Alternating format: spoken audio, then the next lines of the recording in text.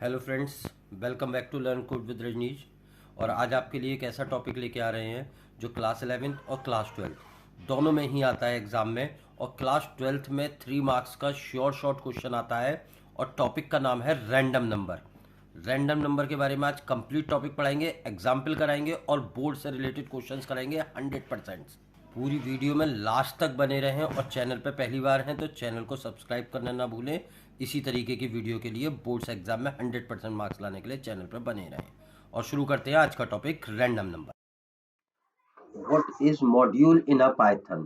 So basically in a Python, a module is a file containing Python code, definition and statement that can be imported and reused in other Python programs. A module is essential a way to organize code logically into a separate file, making a large project easier to manage, read and maintain. Basically Python में modules जो है वो एक Python file ही होती है जो हमारे data को कंटेन करती है और ऐसा कोड इसमें लिखा जाता है जो हम फ्यूचर में और प्रोग्राम्स में यूज कर सकते हैं। आज हम देखेंगे कि हम मॉड्यूल्स पाइथन में कैसे यूज करते हैं और सबसे इंपॉर्टेंट मॉड्यूल्स रैंडम मॉड्यूल्स को आज डिटेल स्टडी करेंगे जो क्लास 11th और 12th के लिए बहुत इंपॉर्टेंट। तो देखते हैं रैंडम मॉड्यूल्स। तो किसी भी मॉड्यूल्स को यूज करने के लिए हमें सबसे पहले उसे इंपोर्ट करना पड़ता है। तो यहाँ आज बात कर रहे हैं रैंडम मॉड्यूल की। Python has a module name random that provide a random number generator. ये मॉड्यूल यूज करा जाता है जब भी हमें किसी पर्टिकुलर रेंज में कोई रैंडम नंबर जनरेट करना पड़ता है। तो बेसिकली इस मॉड्यूल्स में हमारे पास तीन मेनली फंक्शंस हैं। एक रैंडम फंक्शन है, एक रैंड इंट फंक्शन है और एक रैंड रेंज फंक्शन है। तो आज की वीडियो में हम इन तीनों फंक्शंस का डिटेल स्टडी करेंगे और देखेंगे इन फंक्शंस को कैसे हम अपने प्रोग्राम में यूज कर सकते हैं और ये हमारे लिए कैसे यूजफुल है पाइथन। तो सबसे पहले बात कर रहे हैं रैंडम फंक्शन की। It is a floating point number generator that gave 0.0 to 1.0. Here lower limit is included but upper limit is not included. So remember this thing। यहाँ पर जो है एक random dot random मैंने यहाँ लिखा है एग्जाम्पल में। यहाँ पर random मॉड्यूल का नेम है और random फंक्शन का नेम भी है, इसलिए random dot random लिखा गया है। ये एक random नंबर जनरेट करेगा जो 0 से 1 तक होगा। But remember this thing, 0 should be include, 1 is excluded, मतलब लेस देन 1 इसका आउटपुट आएगा। जैसा कि इस एग्जांपल में हम देख रहे हैं 0.08 आ रहा है। ये कोई भी रैंडम नंबर हो सकता है। आप प्रोग्राम को 2 बार चलाओ, 3 बार चलाओ, 4 बार चलाओ, same program will give the different output within a given. तो रैंडम फंक्शन का एक एग्जांपल और यहाँ देख रहे हैं। To generate a random number between a given range of a value using a random, the following format should be used: lower range plus random, upper range, lower range।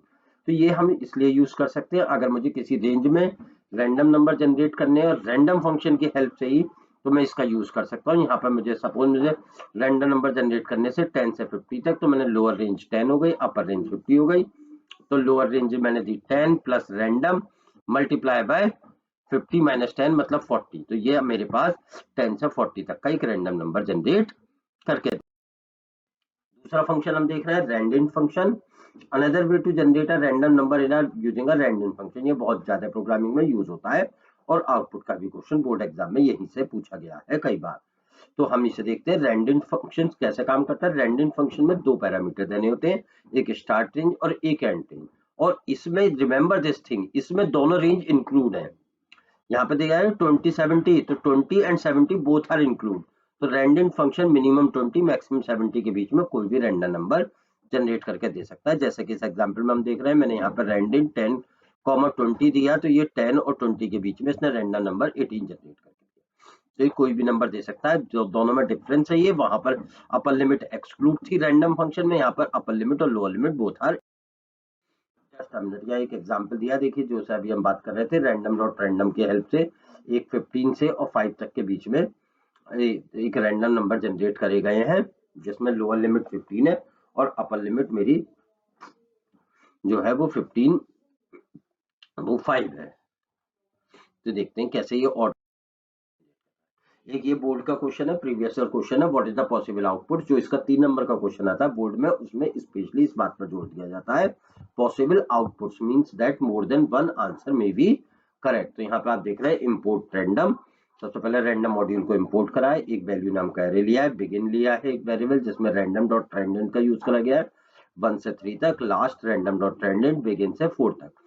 एक loop लगाया गया है, print कर रहे हैं value list की random function की help से।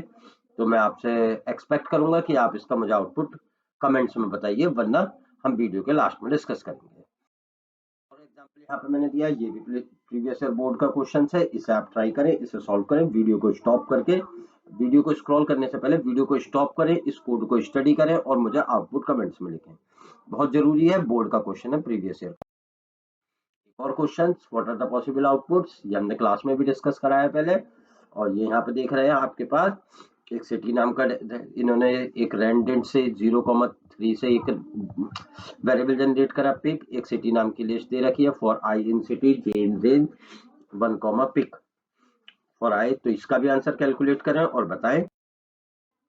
थर्ड फंक्शन हमारा रेंज फंक्शन था। रेंज फंक्शन का सिंटैक्स जो है वो थोड़ा सा डिफरेंट है। This function is also give the random number, but here are the three arguments: start, stop and step. Remember one thing, the stop argument is mandatory, start and step is optional argument.